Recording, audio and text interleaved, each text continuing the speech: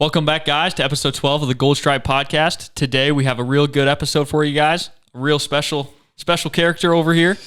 But first, let's pray and get into it. So, dear Heavenly Father, I just want to thank you for this opportunity that we have to make this podcast and have fun and talk with people about their lives and what inspires them to keep going and being a D3 athlete. In your name we pray. Amen. Amen. So, Levi, good to see you. I'm excited. We've been talking about it for a while doing this, so it's exciting. For sure. It's been a hard road to get here. We didn't know what we'd really talk to you about, so we finally figured it out a little bit. So first of all, just introduce yourself. Well, like I said, you said my name is Levi Hilton. I'm a freshman. I'm studying exercise science, like going into strength and conditioning, because that's just what I love to do. Like I think the human body is fascinating, like what it can do. Like especially when you go like talking about the pro level guys, like their bodies are just so fascinating, like being able to work with them one day potentially. And like even college athletes, like it's just crazy. Even here, like what some of like people are capable of, just like comes to the weight room and like sprinting, stuff like that. Like it's just crazy. So I just love it, and that's why I do it. Good stuff. So we like to do this with every guest that comes on here. Why Trine? Because not a lot of people know about this or realize why people would even come here, such a small school. Yeah, so I kind of have like a weird story compared to other people about Trine. I knew I wanted to play college baseball, so like whatever I could do to like definitely get there. But instead of already being recruited, I actually visited Trine before like I even reached out.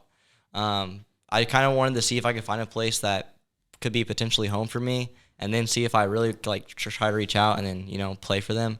And so that's what I did. I come and visit over the summer, so it was like a beautiful day. Like no one's on campus; they're just touring you around, and everything just felt like home. And like the classrooms, like they take you through all the buildings, and it's like, me personally, I need that smaller classroom to interact with my professors. And you've had class with me, James. Like all I do is talk in class and ask questions, and it just felt like home. And obviously, the living at Trine is immaculate. Like you really can't ask for much better living. So then I reached out, and I was just trying to get recruited here ever since like that summer day. I actually ran into like our head coach like a week later after I visited, just at a ball tournament. I was like, hey, this is who I am. He just told me to fill out some forms and stuff like that, and I was just kind of emailing my videos, and I came up to a camp, and that was all she wrote. And I knew I wanted to come here. Like there was other talks and other options, but they didn't really fit me like Trine fit me. So I just want to go with Trine. Mm-hmm. Going back to the classes, I remember we had an 8 a.m. class. I don't know if we had a couple classes together, but that one specifically stands out because no one talked in that class. Yeah. She would ask questions and be silent for about 2 minutes probably, and then Levi would like say something. And every time I answered the question, she'd make me ask me to elaborate on it. And then if someone else answered a question, it was fine. So I didn't understand that either, but I didn't mind because I got to talk more and made class go by faster for the 20 minutes we were in there. That class was terrible. So what's the best and worst part of Trine? The best part? I think the best part, and you know how I am, like we just talked about earlier about knowing people. Like you get to know so many people here at Trine. Like if you go to a big school, like you're probably not going to build the relationships or acknowledge all the people you do. Like it's almost kind of like just a bigger high school, and you're like walking to class and you can say like, hey, what's up? Like I feel like at a bigger university, you can't exactly do that because you don't have that relationship with somebody. Right. But the worst part, I'd probably have to say, like, I just wish there was more food options on campus. Mm-hmm. I'm sorry, I just don't want to go to the depot anymore. I can't take the depot. I'm like, being a freshman, I'm like, I can't take the depot no more. What am I going to do? Right. I spent so much money on food. It's absurd. The best part of Trine has definitely been the people so far. Yeah, that's been a very common answer. And it's rightfully so. Like you said, it's almost like a bigger high school. I feel like it's the right size because like I don't know how your guys' classes are, but most of my classes go no more than like 15, 20 kids. I would say 20 is pushing it. Like it's usually 15. And so I think that's what I like a lot is just like you're working with more people. And it makes the like classes go by faster. Like I was literally sitting in the shower today thinking about it, like I feel like this year has been for forever. Like way longer than high school, but like I'm not so longer. But like I don't complain about it. Like high school is almost like a drag, but like here like it's been long, but like I really enjoy it. And so it's just like because like in high school, by the time we got back from like Christmas break or something like that, I'd be like looking, oh, how many more days? But now it's just like, oh, we got a week left. Oh, we got 2 weeks left. Like you're just counting down like the next breaks and stuff like that. So I think it really makes it go by a lot faster. But it's been a lot. It feels like we've been here for forever. Yeah, no, I feel that because I was thinking about how we only have so many weeks left because we get out a lot earlier than in high school.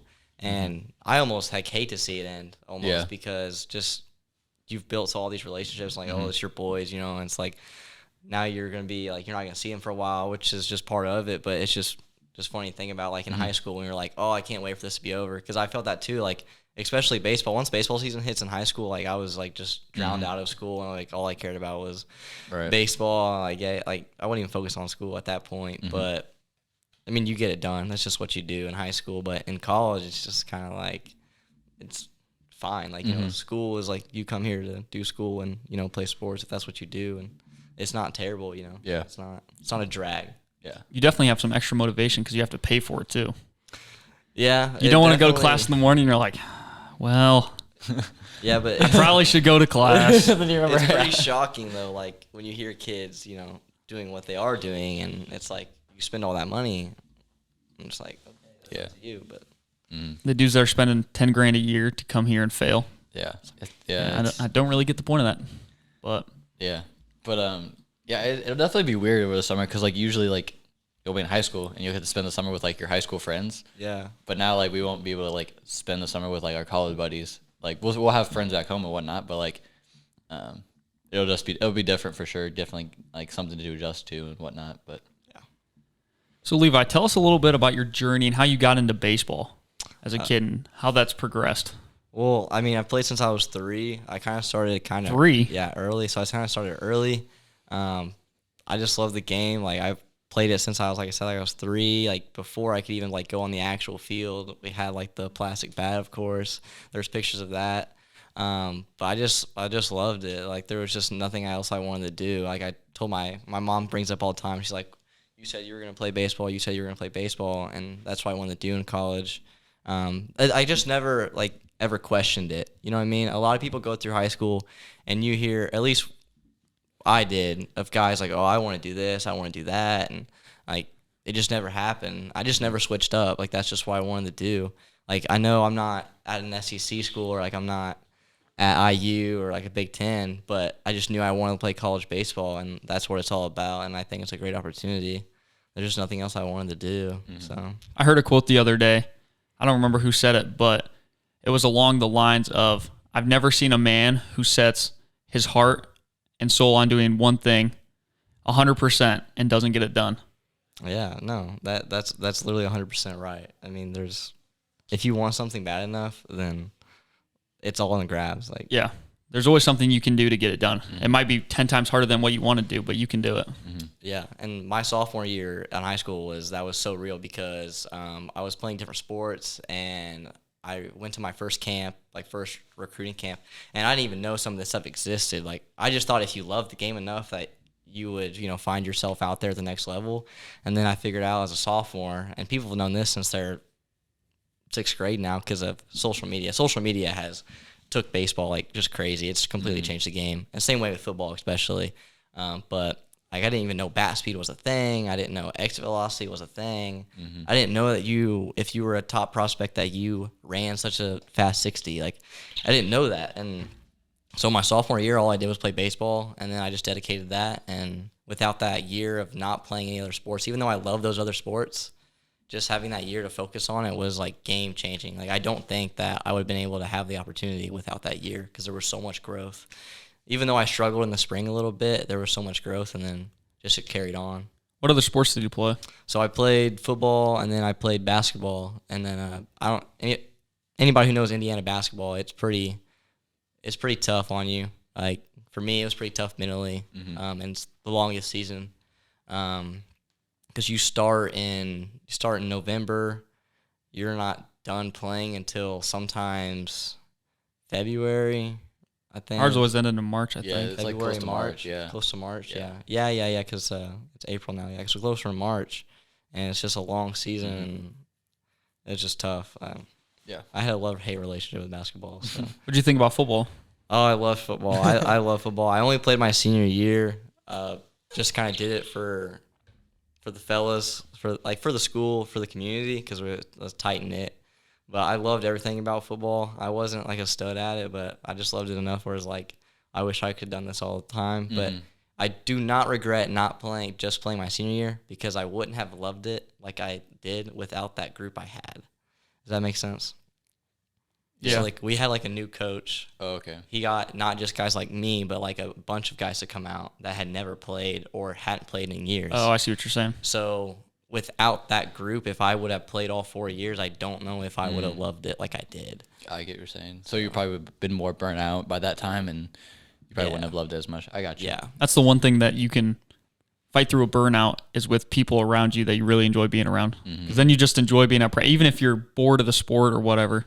Just being there with the fellows is so fun. Yeah, I mean, I'd say some of the best things that ever happened in high school literally just happened within that senior fall. Some of the funniest stuff happened, and it was just a great time, and I was just so happy I got to experience it because high school football you only experience it one time. So There's something about Friday Night Lights, man. That's what I'm saying. I always say that to people. Is like Friday Night Lights is like super special. Like Saturday's a lot of fun too. Like don't get me wrong. Like especially here, like playing with all those in front of all those fans and stuff. Like it gets rowdy on a Saturday, but like It's not the same. it's not the same. We played a game against Rose Holman this year, and like it was Saturday night, and that was pretty crazy. That was too. electric. That was probably the closest like we've been back to it, but it's just like It's still not the same. it's That game was crazy. There's just something about it, man. I think the biggest thing is now that, especially being freshmen, you kind of realize it, but you guys talk about Saturday Night Lights and stuff, being out there, like you're representing Trine now, and it's kind of bigger than you. But like back home, like that's home. Like you've been there for so long, and like now you're representing a community, and everybody knows you. So it's kind of like everyone's supporting you, like personally. Not just from the color of your jersey and what's on your jersey, Right. but just kind of supporting the person you are, and they want to see that for you. So that's why I'm really big on like community and stuff. So I think that's a big thing too in college. For sure. That's what I like about Angola.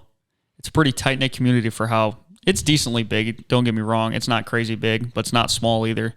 But it's pretty tight-knit for how big it is, I feel like. Yeah. And a lot of the other sports like support each other. Like I know we go to wrestling matches as a baseball team. Obviously everyone supports the basketball team like they do. And I think I've seen everybody's always at the football games. So and Trine does a really good job of just like promoting everybody's sports. Doesn't matter what it is. So that's another good thing about Trine. Yeah, me and Spencer went to a baseball game the other day. Yeah. Because they were handing out free food. So yeah, it's pretty clutch that they do that because there's a couple of events I don't think we would have went to without the food trucks. Yeah. The food trucks be coming in clutch at Trine though. Like it was good. It was good. Like we went to the cultural thing, just about the different cultures. Oh yeah. Because we have a diverse community of people at Trine, so they had all the different food trucks, and we went for the food trucks and actually ended up learning stuff. So it was pretty fun. So I mean, that's just really all it takes, just food for college kids. But college kids love food. I mean, yeah, there's so much to like. I feel like a lot of people that don't really have a good like college experiences, like they don't actually try to go out and like find stuff. Like the other day we went to the play, and like I've never been really to a play before, and so it was like a whole nother experience. Like if we didn't go to it just for fun, like I wouldn't have experienced that. And it was actually a really good play, and I thought it was like pretty funny. What else have we been to this year? We went ice skating. Ice skating, that was pretty They fun. had ice skating at the ice arena, and like I'd never been ice skating before. Like I don't think really any of us. Oh, you probably. I learned that day. Razor has, because I guess that's a big thing in Michigan. Yeah, probably. yeah. But Michigan. Indiana does not have hockey at all. Like No, it does not. Ohio really doesn't either. yeah, it's like when I heard that we had hockey here, I was like, really? I didn't like know it was 4 that teams, big of a too. deal. Yeah. Oh, like I hear in Michigan, like it's actually pretty crazy because they're close to Canada, and like Yeah. Canada gets crazy too. But did you know we have a travel abroad program here? Yeah. I did not know that. Yeah, you I can go didn't to know like that either. somewhere in Europe, right? Like Spain or I something? think something, because one of the kids in my class was telling me about it, and I had no idea. And I thought it was weird because like I don't feel like they really like advertise it here, because I hadn't really like I haven't heard of it, but Yeah. I saw it on a poster one time. yeah. thought And that that's why I was cool. like, I feel like they should advertise that more, because when I went and visited schools, like that was one of the big things that they like advertised to the like people that were visiting and stuff like that. It was like, oh yeah, we have a travel abroad program, and here's all the places you could go and stuff like that. But like Trine, like that was not something that they told you about. So I don't know. No, I didn't know that. Did you ever do that? 100%. We hosted a foreign exchange student my senior year. Like my family did. That's sweet. How was it? She was from Italy. It was cool. Her name was Rebecca, so like it was definitely like, you know, having that name. Obviously, that's an American name. So it was cool. It was different. You kind of build like that relationship, obviously, and we still talk occasionally. She actually like kind of got me hooked on some of their music. I don't understand any of the words, but like, it's catchy.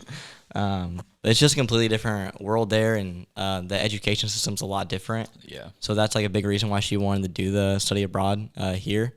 And it was just really cool. So, you know, like knowing like, oh, I've spent time with somebody from that country. It's cool. Yeah, if I wasn't doing football, I would definitely consider doing it. I probably wouldn't, but I think you can do it like during spring. We probably couldn't do it in the spring. Winter probably. Winter would be hard because we'd have to miss like Christmas for fun, right? Like that. But who cares? You're gonna be in Italy or whatever. yeah, I guess. But yeah, we had. Did you guys have any foreign exchange students at your school? We're actually getting a lot more. I feel like we have like 3 this year. That's how we were kind of too. Like my junior year, we had like a few, and then my senior year, we had like a ton of kids, and I was like, whoa! Like I did not know like that was a big thing, but they're pretty cool. Like you usually don't end up with like I guess a bad kid. Like they're all pretty. Like, Yeah, they make sure that they're good kids before. They do not want to. like they're all super cool. Like everybody loves them. I know one of our, we had a kid. Oh, I forget where he's from. But he was on our track team, and he was actually pretty good. Like he was tall and like lanky. I think he did high jump, but he was pretty good at it, and like everybody loved him. Like I think that's really, it's really cool to experience like different cultures, like firsthand, like getting to meet people and stuff like that. Like it's one thing to like read about it in like a book, and like oh yeah, like they do this and this, but like actually experiencing like people is like way cooler. I think it's got to be cool for them to come over here and actually start playing American sports or like the sports system and the schools, because over there they have either like they don't have school sponsored sports; they're all club teams. No, I think it is separate. I think she mentioned that. Like if they wanted to like run track or whatever, it was completely separate from the school, which I thought. And you have to pay for it too. Yeah, so we all if you're think that is poor, so I mean, crazy. you don't have that opportunity. Right. Yeah, and that's like the great thing about, you know, just being in the U.S. too. Another benefit people don't realize, like you get to play sports, you know, for your school, and it could really come at no cost, you know, because there's plenty of resources, but obviously it still costs something, but it's just something that other countries don't get to experience. I think it's so weird how America is the only country that really focuses on sports. Like I think that's so funny.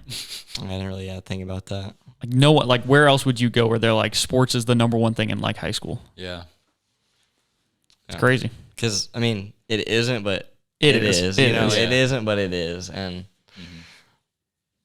for, I know, like, she talked about the education system there, and it is way harder than it is here. So school was first for them. School was everything for them. And that's just how it has always been. Some of the stuff we talked about with her was, I couldn't even, like, comprehend some of the stuff they had to do. I was like, I could never. I forget where it was, but I've heard like some places like you can't have like you can't rest your arms on your desk when you're writing or something like that. Like you have to have your arms up while you're writing, and like you can't like slouch obviously, and like I sleep on my desk. So I don't know. like I just cannot imagine that at all. So going a little bit into the motivation aspect, because I know you're a big motivation guy. Yeah. What has been your source of motivation throughout to keep pushing and getting better at baseball and school? It's kind of like a longer story because a lot of people know me, obviously, like who I am now, and obviously the nickname, you know, people just call me Goggins. Like people don't even really call Why me is Levi that? anymore. Like obviously I have the Goggins tattoo on my forearm, and then it's just kind of always been a thing. It's like, you know, it's on my door now. Like it doesn't even say my actual name. It just says Goggins on my door. You know, I'm not no David Goggins, obviously, but I do love the nickname because it does mean a lot to me, because it kind of like helps to remind me that, you know, my stuff doesn't go unnoticed, because in a way it doesn't, just because of that. But it really started with, just the inspiration of Goggins. But the reason I got the tattoo was my senior year was really, really hard for me. I went through I had an injury of a bulging disc in my back. I lost a lot of weight. I couldn't really do much. I couldn't even pick up a barbell. I got hurt so bad. I was thankfully able to go through some rehab and PT with 8 weeks or so, and get back to it eventually. I was not as strong as I am now, obviously, but I got to play my senior year of baseball, which was obviously all I wanted to do. So I sat out the rest of my senior year of basketball in order to do so I could get my PT started 3 weeks, 2 weeks in advance to put me on track for baseball. Obviously, that was hard, so I didn't get that last game or anything like that. I didn't play my senior night or anything like that. No special consideration about it. It was just, this is how it is. If this is what I want to do, this is what I got to do. And that took a toll on me, but the spring hit and we kind of started saying the Goggins just memo about who's going to carry the boats. And it started off as a joke, and it just kind of continued through our season. And we hadn't won a sectional for 39 years. And I really think without that, we wouldn't have been able to do it. We actually pulled it off and won it for the first time. And like I said, 39 years, and it was just a great experience. But just that motivation that we use as a team just kind of stuck with me, because it got really serious. It wasn't a joke, and it was when we're in the weight room, we're going to carry the boats. When we're on the field, we're going to carry the boats, and this is what we got to do if we want to win. And winning that just made me want to win more. So I couldn't imagine, not wanting to win at anything. So winning's addicting. It's the biggest drug. It is addicting, and it's just so, I just don't understand why you wouldn't want to win. And I feel like people miss that concept of winning. You win on the field, that's great, but you want to win off the field as much as you can. Every day, just win the day. And that's something we say back home a lot when I started training with Unbreakable Athletics and Athlete Builder. And that's something we praise, is just win the day. So, and I just kind of grown into the person I am now, because I remember being 14, 15. I wasn't like the kids on social media, grinding, pushing sleds, lifting weights. I was bro, I was in my bed watching a Netflix series or playing video games. So, and I think that's best for me, because now I've built the person I am now. So I'm glad I wasn't exposed to any of that kind of thing. But that's kind of the short story behind it. So how'd you hurt yourself? We were maxing out. So we maxed out at the beginning of the year, and then we maxed out at the end of every break in high school, which is beneficial, I think. Now I obviously just refrain from maxing out back squat, because that's something that gonna hurt me forever. I still deal with it. It's gonna be with me for years to come. They said it could potentially come back as I got older, but for right now, we're just gonna continue to get stronger, work on it. I have to do stuff every day just to kind of maintain, feeling good. But we were just maxing out that first or second week of school my senior year, and I hurt my low back. I didn't know what it was. I played all through football with it, and then I played all through basketball with it until I got to that point where I completely ended it, and that was pretty much it. I fell on the ground, and I just got up, and I just couldn't walk. It was one of the worst pains I ever felt. But then I just started my rehab that next week, and I had an MRI done, and that's when we found out. Max squatting's dangerous, man. I hurt my back too, but obviously not nearly as bad. But yeah, no, it's bad, but it's good at the same time, because it's who doesn't want to put that much weight on and exactly. Get it up? It's all for the plot in the weight room, so it's fun. We had a guy. We maxed out this week for football, and we had a guy do 585, and we thought he was doing a 1-rep max, right? Because he filled the bar up. So yeah, our bars don't go up feel that much weight. Yeah, you can only get up to 585. Kind of annoying. Not for us. Yeah, we don't. We're not. It doesn't affect us. Worry about that right it's now. annoying to watch. So we're come on, you could definitely do more. But so he rep this out. 6 reps. 585. 585. He went up. Brought it up, and we're yeah, he got it that real quick, and I hear everyone go 2, and I was what? And you looked away. Yeah, because so how we do it is we have 6 racks, right, and we'll do start there. They do it, boom, start there, boom, and he'll just go around, and then we'll start back at that rack. Well, I started walking back to the first rack, and I just hear them start chanting again, like 3, and I was like, he's repping it. I don't know, that environment though is crazy it's too nuts. though, and that's another reason why I love strength conditioning. So Yeah. like, who doesn't want to be that strength coach right there? You know, who wouldn't want to spot a guy like that and just see that happen? Because like, that's fascinating to me. That's what I think. It was definitely exhilarating in there. Oh, I was ready to go squat. Like, It makes you want to do it too. yeah. I can do this too, coach. Watch me. 585, leave it. I got it. leave it on. Let me clean this for you. Let me take the weights off, but I'll take the weights off for you. So besides David Goggins, you listen to any other people for motivation? Oh, yeah. I'm a big Arnold guy just because Arnold always talked about, if you got a dream, like, just chase it. It's as simple as that. Like, if you have a dream, just chase it. And my dream was just wanting to play college baseball no matter what it was. And, I just keep building on that. I'm not, where I'm at now with it, but I think if I just keep chasing it, I'll get to where I want to be with it. I listen to a lot of Joe Rogan just because it's straightforward. I think he says a lot of good stuff. Tom Platz, just in the weight room. I don't know if I say his last name right. I mix it up sometimes. But just an old bodybuilder. You've had to have seen him. Probably. Oh, he's You know the isn't he the guy that has the giant quads? They're huge. Yeah. They're massive. People know him for his leg days. Yeah. You might know this story. Like in the 1981 Olympia, his fiance or girlfriend at the time left him for his training partner. You've heard that story? Dang. Yeah. It's crazy. Dude, that's like pre-workout for years, bro. I'll show you a video after, but he's he was It's kind of crazy. insane back in the day. Yeah, but just another guy like him. Obviously, Goggins I'd probably put Goggins at the top, just because of the personal feeling that I get from it. It's so real. Those guys are honest and just straightforward, because some people will talk you out of it. Especially here, you hear it all the time. Oh, you don't need to go do that. You don't need to work out today, or you'll be fine. It's not that deep. Okay, but to some people it is that deep. So I probably those are my top 3, but there's a lot out there I can't really even think of right now. There's so much. I think Arnold's kind of funny because he was the dude who was purposely telling people to do the wrong things so he could win the Olympia. If you ain't cheating, you ain't trying sometimes. Fair enough. He just loved to win. He did love to win. I would have to put Kobe up there too. Just being upset because Kobe talks about obsession. Yes. And you've heard me say this a lot. I know you've heard me talk about this in class. Just doing what you love. And he said, if just doing what you love, you just gotta love it. And if you have a passion for it, then pursue it.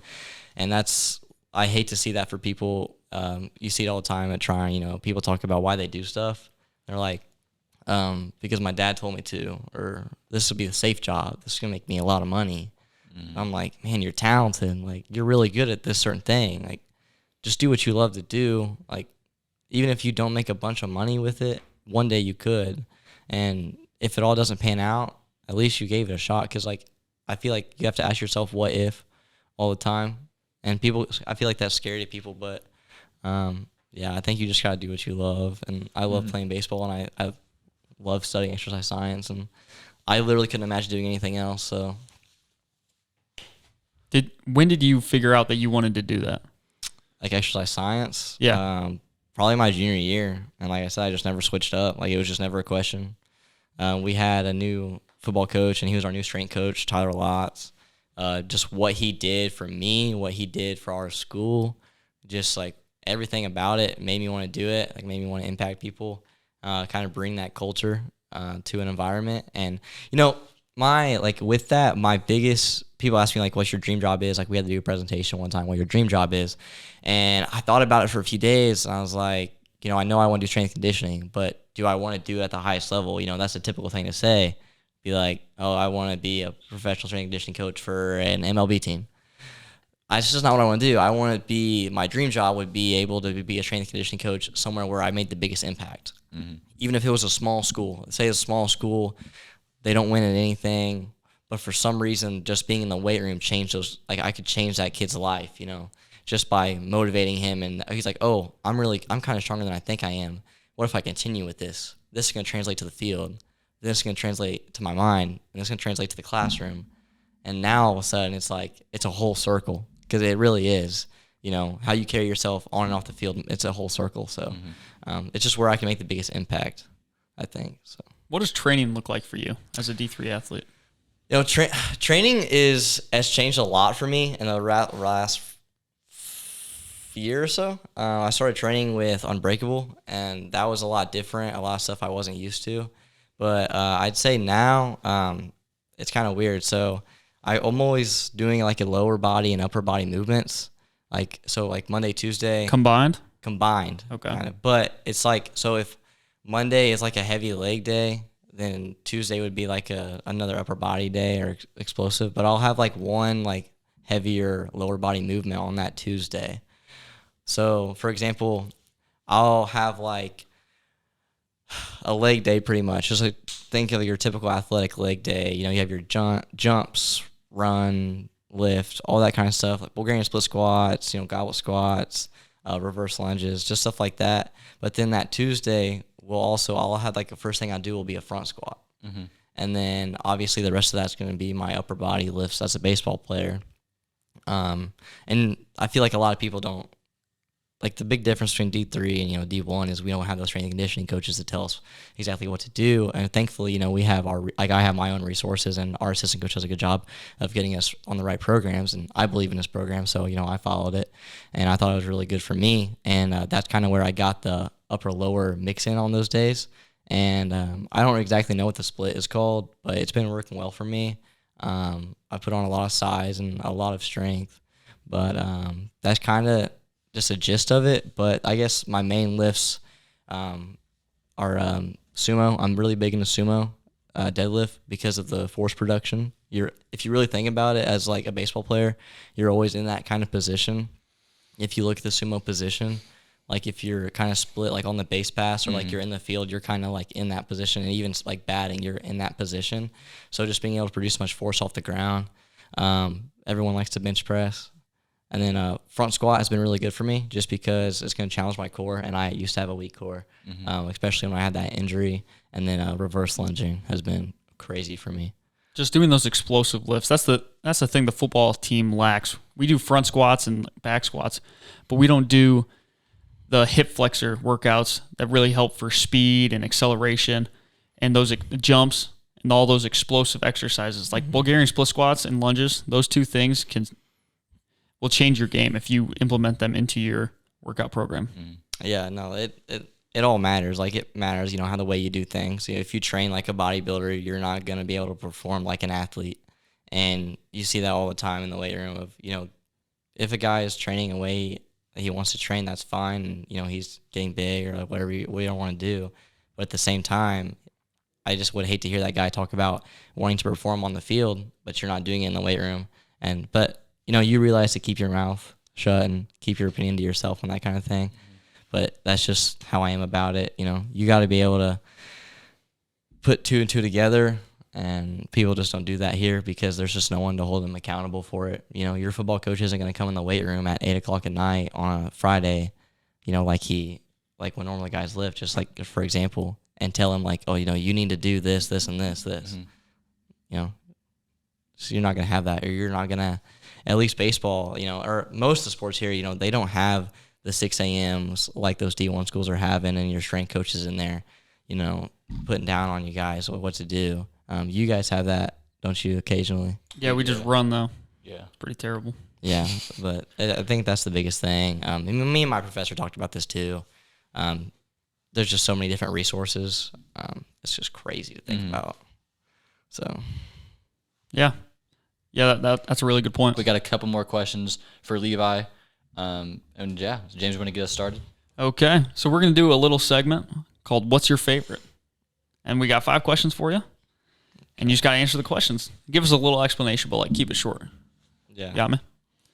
So who's your favorite superhero? Batman. Makes sense. Do you think you live in the shadows or something? I'm literally Batman. I have the Batman poster. You've seen it. What's the best Batman, though? Oh, that's such a good question. I can't talk about that. Batman, okay. What's your favorite lift in the gym?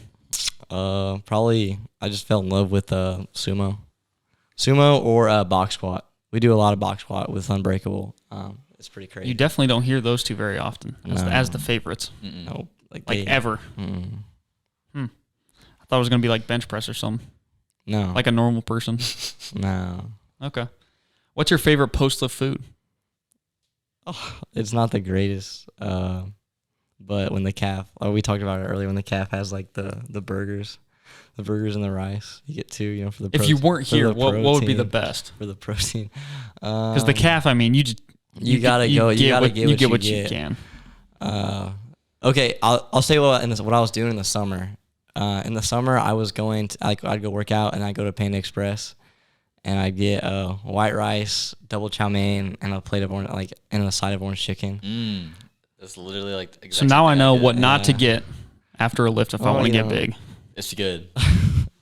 Well, chow mein's got a lot of protein. It's like 13 grams a serving or whatever. So, Do we have much. I don't even know how much serving that is. You gotta go to Fort Wayne. I don't think so. I've been a few times. You're gonna drive 40 minutes to get Panda? No. It's orange chicken. People go all the time. Like not all the time, but a lot of people go to Fort Wayne just for Chick-fil-A too. That's crazy. That's an addiction. They need to bring one here. You know how much money they would make here? I know. Put it right in the UC. No, put it like anywhere in Angola. Oh, that too. But put one right in the UC. I'm actually fed up with Culver's. We need a Chick-fil-A. Culver's overrated. I think I've been to Culver's once since I've been here. Yeah, I went about 5 times the first week of school, just because the calf line were so long. Oh, and everyone was here, not figuring out their schedule yet. So now no one gets the calf. Fine by me. What's your favorite book? I just kind of finished up Atomic Habits, and what is that? So it's by James Clear, and it's just talking about implementing good habits in your life and then knocking out the bad ones and how to do it. And it just talks about so much good stuff, and it was really good. It was great. What's your number one takeaway from the book? Ooh, there was one part about if you just like cueing your environments, and that was probably one of my favorites.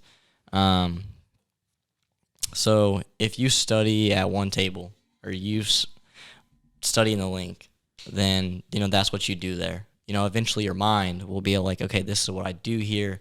This is the environment I'm in, and you're gonna be able to focus better and get a lot more done. And a lot of the people I see, study in their rooms and they try to do that, but then their room becomes a place full of school and stress. So then they can't really fully relax and enjoy that time within that space. So I will never really study or do anything in my room because I want my room to be a place of relaxation, and that's what my mind knows. My mind knows if I go back to my room, I can be relaxed. But if I'm constantly doing school in there and I'm stressing, it's like I'm carrying that with me. You know what I mean? Does that make sense? Yeah. It's kind of like what it talks about. I know what you're saying, because for me, lifting at home is impossible. Yeah. Because I just can't lock in. But when I go to the weight room, in the same situation, I would be perfectly fine and ready to go. Yeah. I don't know what it is, but it's because you do all these different tasks. Something the book talks about. You do all these different tasks within that one area. Eventually it'll kind of your mind won't be able to lock in occasionally, if that's how you want to say it. And even another thing you can use is songs. I have a certain playlist I listen to when I study, and I couldn't even tell you the songs. But if my brain kind of hears that song, I'm I know to study. Does that make sense? Yeah, one of my teachers, I think sophomore year, he was my English teacher, and he said that when you're studying or writing papers, something like that, listen to classical music or just instrumental music, because when you have words, you're starting to get more focused on the words. But if it's just like instruments or something like that, it helps you kind of not really focus on it, but have that in the background, kind of soothing you along the way too. That's what I've kind of started to do, is listen to lo-fi music or just straight classical Beethoven music, just something like that. It just kind of helps me focus a little bit and stay engaged on my assignments. We had a guy, my center, Ethan Funk. He would listen to that type of music before football games. I'm not joking. Well, if that's what he conditioned himself to be able to perform with that music, then you got to be a psycho to do that. If it works, and he would be fired up. He wasn't a calm guy. He was crazy. We had a kid, and he would listen. He listened to something it was on the way there. It was super a relaxed music, and then as soon as we got in the locker room, he would be listening to I forget straight it would get him jacked up, and but I forget what it was called. I'll have to find it somewhere and show you. But we had an article about him. Wrote an article about him? I didn't write an article. Oh. My school newspaper did. Nice. Who's your favorite MLB player? I'm just gonna go with Pat. Can I go with Pass? He's retired now. Sure. Dustin Pedroia. Here, I'll just do both because Yeah. Dustin I was going to Pedroia- ask both. Dustin Pedroia played second for the Red Sox, and now I go with Chiwon Bay. He's like kind of a utility player for the Pittsburgh Pirates, but he's not like a huge name in baseball. He's actually playing the minor leagues right now, but he'll be back up there soon. He's just my favorite player. I just love watching him play the game. You know, sometimes you gotta take the big name out of it and just I just for sure. admire the There's way just he some plays players the, you love to watch. and he's one of the players I just love to watch play the game. So I've never watched either of those guys, but I'll take your word for it. yeah. All right, for our last segment here, we're going to do a little quiz for Levi to see how well he knows the MLB. You ready? No, actually, All right, well, you better be ready. I'll start off with an easy one. Home runs, career. who like leads in the career home runs? Yeah, career home runs. Steroid area or not steroid? This is any era. I actually don't know. Are you serious? I'm being serious. I'm being Okay, so take serious. a guess. No. You're definitely going to get one in the top 5. It's not freaking. I know this, bro. You're a casual then. I am a casual. I watch so much more minor league baseball because like we're season ticket holders for like the minor AAA in Indy. Oh, really? Yeah. What's that team called? The Indianapolis Indians. Are the Mud Hens in that division? I mean, yeah, they play the Mud Hens. Yeah. Yeah. Go Mud Hens, baby. Okay. No, I really don't know though. I wanted to say like obviously Bonds up there, but I don't even know if they count it. Do They count the steroid era. So like, where's Bond at? Where's Barry Bonds? He's number 1. Good Is job. he? Oh, so That I was pathetic. Okay. What would have been your second guess? I didn't know if they counted it. I didn't know. Yeah. Yeah, Barry Bonds. So I was right. Oh, not too bad then. I know more. Well, Hank Aaron was second. Come on, dude. Come on. Well, yeah, but you said number 1. Okay. We're going to do, let's see, home runs without steroids in a season. Hank Aaron wasn't a steroid guy, was he? No. Yeah. No. Really? Yes. He's a pretty recent guy. He still plays. Wait. Oh, in a season? In a season. In a season. Oh, okay. For some reason, I think of all time. It's not Acuna, is it? No. I was gonna say I found out what he listened to when I think in my school. I thought you had the answer. So no. So he listens to Frank Sinatra, Oh, yeah. I love Frank Sinatra. and then he listens it up, and then after that he follows it up with Mike Myers' Kill Mode. Okay. Yeah. Yeah, so that gets him locked in. If that works, it works, you know. Levi needs some of that because he's not locked in right now. Yeah, I don't know these, bro. I don't actually like. Okay, pay this attention is to not that deep. hard. Goodness sakes, it's Aaron Judge, man. Aaron Judge? I said not a didn't know he steroid. I And know, then but I didn't know after he that's was like Roger that. Maris still. What season was that? I don't know. Aaron Judge. Yeah. Just says Probably it. recently. Wasn't Pretty it? recently. Yeah, it's it was recent, like but like what 4 year? years ago, I think. 20 4 years ago. Oh my god. I think it was. I think it was No. 20. I think it was 22. For some reason, I was thinking of Acuna's like 40-40 season. I don't know. Okay. Hits in a career. Like just, all time or is it All you talking time. about now? In a career. The most hits. Well, I'm trying to think of the 3,000 club. I'll give you a hint. He's in the 4,000 club. He's in the 4,000 club.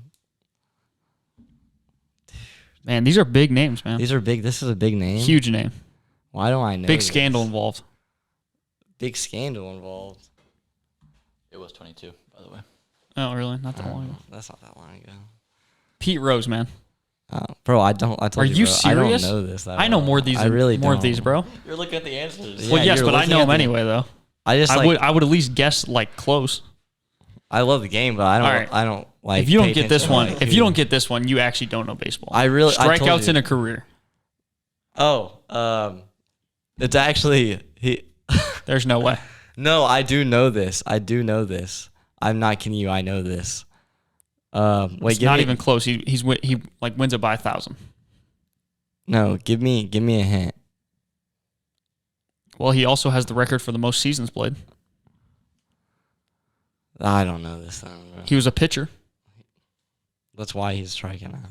I really don't. Just didn't know if that would help. It's a big name. Yes, it's a big name. Obviously a big name. I don't know, bro. You're I don't- ridiculous. Get off the show. It's Nolan Ryan. We bro. actually need to cut this because I really don't know this. I told you that. Nolan Ryan. You don't know Nolan Ryan? I mean, I know who Nolan Ryan is, obviously, but like I don't pay attention to like. Are you kidding me? He was a pitcher. You think I cared about how many strikeouts he had? Oh my goodness, this is common knowledge, man. You're not even a baseball guy. Anyway, guys, we're gonna wrap this up. I can't handle much more of this. I hope you guys enjoyed this episode, and this is the last episode of the year with us talking. No, it's not. Yes, it We is. still have Mike Palmer next week. We're gonna cut that. All right. I hope Mike Palmer Anyway, messes up this we have one year. more next week, and then we have a fun game one coming up. So Well, make sure you guys follow the Instagram. We'll link Levi's stuff as well. But yeah, we'll see you guys next time on the Gold Stripe Podcast.